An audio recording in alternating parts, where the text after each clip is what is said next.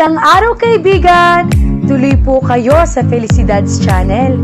Sa mga kwento ng buhay at pag-ibig na hinalukay sa natatagong baul ni Felicidad. Pero bago po tayo magpatuloy, huwag niyo pong kalilimutan na i-like ang video, i-subscribe ang channel, at i-click ang notification bell para lagi kayong updated sa mga parating pa na upload.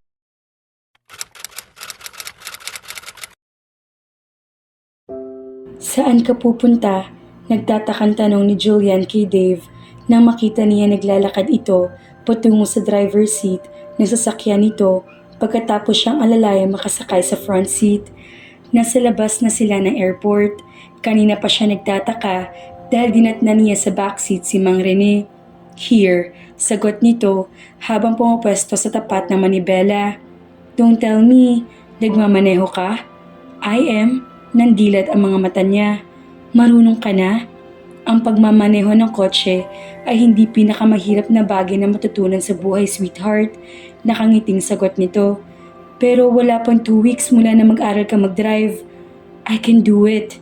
Trust me. Saka, nariyan naman si Mang Rene. Pag nahuhulog na tayo sa tulay, ibibigay ko na sa kanyang manibela. Tumawa ito. Dave started the engine. Pigil niya ang hininga na umandar na sila pero naging maayos naman ang takbo nila. Naniniwala ka nang marunong na ako mag-drive?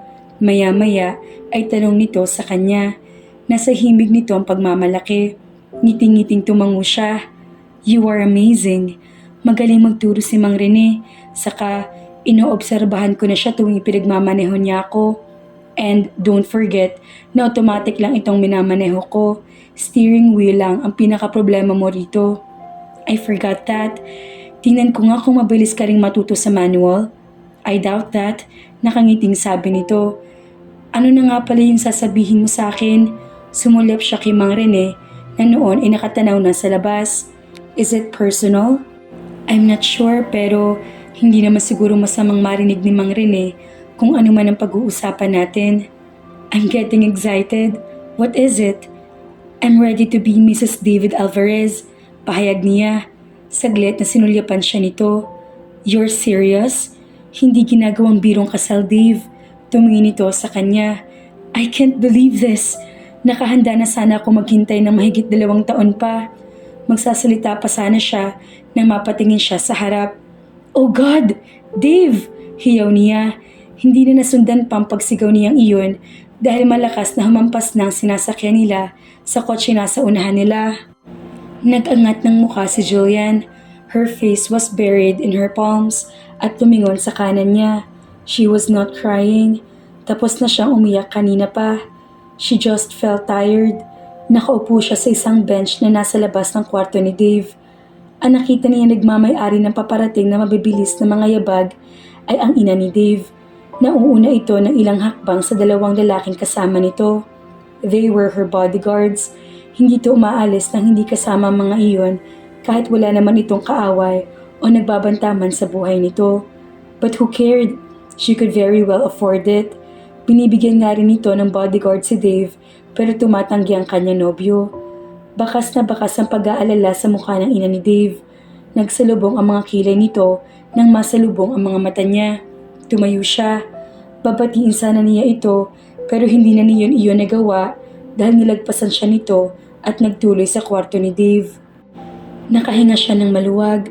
Dave's mother looked every inch in a confrontational mood. Humanda na nga siyang matalakan nito. Alam na nitong siya ang kasama ni Dave nang maaksidente ito. Hindi niya maitatawag na galit ito sa kanya. Hindi otomatikong magsasalubong ang mga kilay nito pagkakita sa kanya kung hindi ito galit. Naupo ulit siya. Kanina pa siya nanghihina. Ngayon nakita niya reaksyon ng ina ni Dave sa nangyari. Lalong gusto niya manghina. It was a good thing na mas ginusto nito makita agad si Dave. Kahit paano ay mapapaliwanagan na ito ng kanyang nobyo. Dave was alright. Wala naman nasaktan sa kanila bagamat may kalubhaan ang damage na sasakyan nito. It was a little miracle that they survived unscathed. Isinugod nila ni Mang Rene sa ospital si Dave dahil nahilot nagsuka ito. Ganoon yata ang reaksyon ng katawan nito kapag nakakaramdam na matinding takot. Hindi nagtagal ang ina ni Dave sa loob ng kwarto. Paglabas nito ay sa kanya ito dumiretso. Inunahan na niya ito magsalita. Nakausap na ho ba kayo ni Dave, ma'am? He's sleeping. What happened? Seryosong tanong nito. Nabangga ho kami, ma'am. I know that. Mataas ang boses na sagot nito. Bakit kayo nabangga? And why was he driving? He doesn't know how to drive. Nag-aral ho siya, ma'am. Paliwanag niya. Ikaw ang nagturo sa kanya? No, ma'am. Sino? Umiling siya. Hindi ko ho alam. Pagsisinungaling niya. Malamang na mawala ng trabaho si Mang Rene kung magtatapat siya. Why do you want him to die, Julian? Ma'am, you convinced him to drive. Akusa nito sa kanya. Ma'am, narinig nilang pagtawag dito ng nurse na lumabas mula sa kwarto ni Dave. Gising na ho ang pasyente at gusto kayong makausap. Agad na pumasok ito sa kwarto. Naiwan ito ang 2 bodyguard sa tabi niya. Lumapit siya sa kwarto at sumilip doon. Nag-uusap na ang mag-ina. Nagdalawang isip siya kung papasok doon pero minabuti niyang hayaan na muna mga ito. Sigurado naman siya nagpapaliwanag na sa mama nito si Dave. Sigurado rin magluluwag na ang dibdib ng mama nito kapag nalamang wala namang malubhang sakit o sugat at tinamo ang kanyang nobyo. Naupo ulit siya. Tumayo sa tabi niya ang 2 bodyguards ng mama ni Dave. Pinagitnaan siya ng mga ito. Pakiramdam niya ay isa siyang bihag at ang direktiba sa mga ito ay huwag siyang hayaang makatakas. Sinapo niya ng mga palad ang mukha niya. Gusto niyang maiyak sa inis. Maya-maya ay lumabas na ulit ang mama ni Dave. Halatang galing ito sa pag-iyak pero may kataliman pa rin ang mga mata nito nang sulyapan siya. Hindi na siya nilapitan nito. Naglakad lang ito palayo. Agad namang sumunod dito mga bodyguards nito. Tumayo siya at pahangos na lumipat siya sa kwarto ng kanyang nobyo. How are you feeling? Pangungumusta niya rito habang pumapasok siya sa kwarto nito. I'm okay. Dinampaan niya ng mga halik ang labi ng mga labi nito. Glad to hear that. Naupo siya sa tabi nito. Pagaling ka, so you can drive again. I'm not driving again. Don't say that. Pag nag-aaral ka mag-drive, mag-expect ka talaga na may mangyayaring aksidente sa'yo. Maswerte ka nga. Hindi masyadong malubha ang naging sugat mo. Hindi ko nahihintay maging malubha ang sugat ko, katwiran nito. Kahit yung mga expert drivers, yung tumanda na sa pagmamaneho, naaaksidente pa rin. That's exactly my point. Putol ni Dave sa sinasabi niya. It only means na napakalaki talaga ng chance na maaksidente ako. But that's not my point. Ang ibig kong sabihin, hindi ka dapat masisiraan ng loob pag naaksidente ka. Bahagi ng pagdadrive. Every accident will teach you to be more careful. Hanggang sa maiwasan mo na maaksidente. Just be careful next time. There'll be no next time, Julian. My mother is right. I always have to be very careful. I shouldn't take any risk anymore. Kawawa naman siya pag pati ako'y nawala. I got only one life. Pag nawala ito, wala na itong kapalit. Hindi ka naman mawawala sa kanya. Hindi lang naman para kay mama itong gagawin kong pag-iingat. I have only one life. And this one life will only have one love. Hinaplos nitong pisngi niya. You, and I will also be careful with you. She was Dave's first girlfriend and hopefully would also be his last. Inilapit nito mukha niya sa mukha nito at inapuhap ang mga labi nito ng mga labi niya. Hindi siya umiwas. It was again a more than perfect kiss. Gumanti rin siya ng halik dito, ngunit maya-maya lang ay natigilan siya.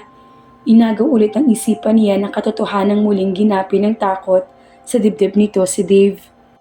That's certainly bad news, Julian. Ani Irene habang kausap niya ito sa telepono. Tinawagan niya ito upang ibalita ang pagbabago ng isip ni Dave. Sinabi mo pa, nakakaramdam pa rin ng pagkadismayang wika niya. Paano na yung kasal niyo? Nakakahiya nang hindi ko ituloy yun. Narinig na ni Mang Rene yun. Tsak na nasabi na niya iyon sa maraming tao. Saka sa tingin mo ba, papayag si Dave na bawiin ko yung sinabi kong handa na ako magpakasal sa kanya? Ma-o-offend yun? Ikaw, hindi ka ba na-offend?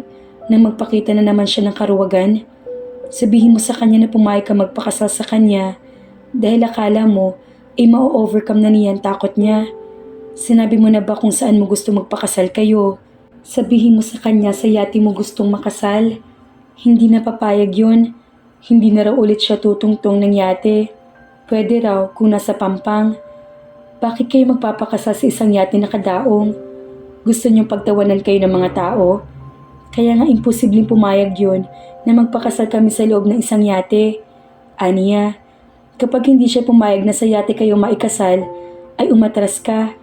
Ang babaw naman ng dahilan ng pag-atras ko, katwiran niya. Siya ba hindi mababaw? Hindi mababaw yun nangyari sa pamilya niya. Hindi yun ang sinasabi kong mababaw, kundi yung hindi niya paglimot sa trahedya. Paliwanag nito. Maraming taong dumanas ng mas masakit na karanasan kaysa sa kanya, pero namumuhay ang mga ito ngayon ng walang takot, na parang wala nangyari. Ganoon naman talaga dapat, diba? Huwag mong hayaang sirain ang buhay mo ng isang malungkot na nakaraan. Ang dapat gawin doon ay kalimutan. Ang mga bagay na dapat mo lang alalahanin at hindi burahin sa alaala mo ay yung magagandang pangyayari para tuloy lumalabas na hindi siya nag-survive sa aksidenteng yun. He survived physically, but mentally and emotionally, he did not. I hope Dave is listening to you right now. Wika niya.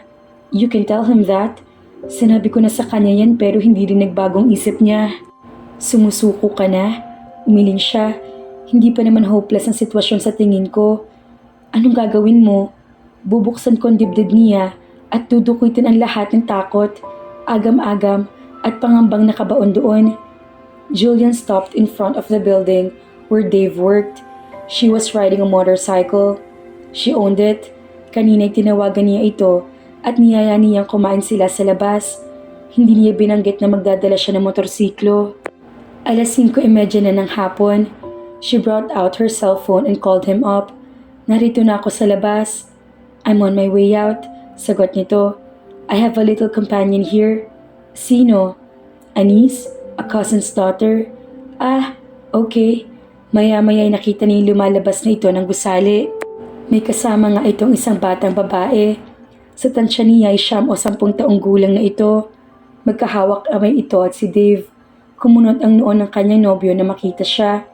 She was standing beside her motorcycle with a helmet on hand. What's that? Tanong nito habang palapit sa kanya. It's a motorcycle. Nakangiting sagot niya. Alam ko, anong ginagawa niyan dito? Yan ang sinakyan ko mula sa bahay. I-park mo na lang yan. Tumalikod na ito. We'll use my car. Nagsimula na ito maglakad patungo sa direksyon ng parking lot. Aki pa rin ito ang pamangkin nito. You're driving? Tanong niya. Si Mang Rene. Ano ka ba? Wala si Mang Rene. This is the safest motorcycle in the world. And I'm the safest driver in the world, Dave. No, we'll take a taxi cab. Sabi nito habang humahakbang patungo sa bangketa. Ang mga mata ay nasa mga dumarating na sasakyan at naghahanap na ng taxi. Lumapit siya dito at hinawakan nito sa braso. Ang isa pang kamay niya ay pinanghawak naman niya kay Nikki. Dito na tayo sumakay. Pumiglas agad si Dave. No! Me! I want to ride! Nikki said excitedly. Napangiti siya. You want a motorcycle ride? Tanong niya agad sa bata. You'll get it. Kaya lang, ayaw ng uncle mo eh. Convince him. Uncle Dave, let's ride on the motorcycle. No, we'll take a taxi. Uncle Dave, please. Paglalambing ng pamangkin nito, nilapitan ni Dave ang pamangkin at inakay palayo sa kanya. Mas masarap sumakay sa taxi. Mas safe pa, Julian. Tawag nito sa kanya na hindi siya tinitignan. Please, park your bike. Hindi siya tuminag sa kinaroroonan. By hook or by crook, sasakay sa motorsiklo niya si Dave. I don't want to ride in a taxi. Pagpupumiglas ni Nikki mula sa pagkakahawak ni Dave. I want to ride in a motorcycle. Na makabitiw ito, tumakbo ito palapit sa kanya at humawak sa kamay niya. Can I use that? Tanong nito sa kanya habang nakatingin sa hawak niyang helmet. No honey, sagot niya. This is too big for you. Yeah right, sagot naman ni Dave. You're inviting a kid to ride on that and yet you don't have a helmet for her? There's no need for a helmet. Malapit lang ditong restaurant na kakainan natin. I won't ride a motorcycle without a helmet. I have an extra helmet here for you. Thanks, but no thanks. Nikki, come here. Nagtago sa likuran niya ang bata. Ayoko. Come here. Ayoko, ayoko, ayoko. Sigaw ni Nikki. Will you stop being a paranoid, Dave? Mariing sabi niya. Stop being a coward. Stop putting yourself inside a cage. Nakakainis ka na. Akala mo ba, sa ginagawa mong yan iligtas ka na? Kung nakatakda ka ng mamatay, mamamatay ka. Sa halip na matigatig sa sinasabi niya, ay humakbang pa ito palayo sa kanya. You can say all you want, but I'm not riding that dangerous vehicle. Come here. Yaya niya kay Nikki. Binuhat niya ito at isinakay sa motorsiklo. Sa unahan niya, akmang paaandarin na niya motorsiklo na lingunin sila ni Dave. Naghulantang ito nang makitang angkas na niya sa motorsiklo niya si Nikki. Hey, what are you doing? Humahango sa lumipat ito sa kanila. I'm taking her for a ride, she said before she sped off. Nikki! Sigaw ni Dave. Siniguro niyang hindi sila mawawala sa paningin ni Dave. Gusto niya ipakita rito na bihasa siya sa motorsiklo. Bumuelta siya pabalik nang matansya niya mawawala na sila sa paningin ni Dave. Huminto siya sa tapat nito. I told you, we'd be safe. Pagbibigay assurance niya dito, hindi ito kumibo. Sakay na, untag niya dito.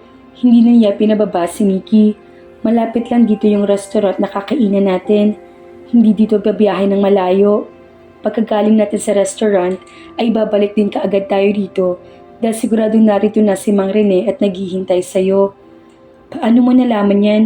Nakakunot ang noong tanong nito. Sabi mo sa akin kanina, sinabi sa'yo ni Mang Rene na pipilitin niya makabalik, di ba? Bakit ba nagiging makakalimutin ka na? Sinundan niya ng ngiti ang sinabi. Hindi ito ngumiti. Sakay na. Pilit niya dito. Kung hindi ka nagpapatumpik-tumpik dyan, nasa restaurant na siguro tayo at kumakain na. Baka nagugutom na itong si Nikki. Bumaling siya sa pamangkin nito. Are you hungry, Nikki? Oo, kanina pa. Tumingin ulit siya kay Dave. See? Kaya sakay na. Pag nalipasan ng gutom to, lagot ka sa tatay nito. Nasaan ba mga magulang nito? Bakit ba nasa iyo to? Ipinadala ko siya sa opisina. Gusto siyang makita ni Mama dahil tatanungin siya kung anong gusto niyang regalo. Birthday kasi niya tomorrow. Talaga? Happy birthday, Nikki. Nakangiting pati niya dito. Thank you. Ipaalala mo sa akin mamaya. Pagkatapos natin kumain, ibibili kita ng regalo. Kahit ano magustuhan mo, ibibigay sa'yo ni Tita Julian. Wag lang bahay at lupa o kotse, ha? I will, Tita. I'm really hungry now. Let's eat at Pancake House. We will, honey. Sagot niya rito bago bumaling kay Dave. Sasakay ka ba o aalis na kami? Hindi agad ito sumagot. Nakatingin pa rin ito sa kawalan. It was as if the situation was a matter of life and death. Gusto na talaga niyang mainis dito. Okay, sabi niya. Kami na lang ang aalis. Hintay mo na lang si Mang Rene dito. Wait, awat ni Dave sa kanya. Nilingon niya ito. What? Just enjoy the ride like Nikki is doing. She saw that the traffic light had just turned green. Tiwalang itatawid na niya motorsiklo sa intersection nang bigla ay isang sasakyan, a red Isuzu Crosswind, ang humaginit pa krus sa daraanan nila. It beat the red light. Sasalpok sila roon. Piniga niya ang preno. Nagskid ang motorsiklo pero bumangga pa rin sila sa crosswind. Naitapon sila mula sa motorsiklo. Kaya naman, abangan natin ang susunod na kabanata.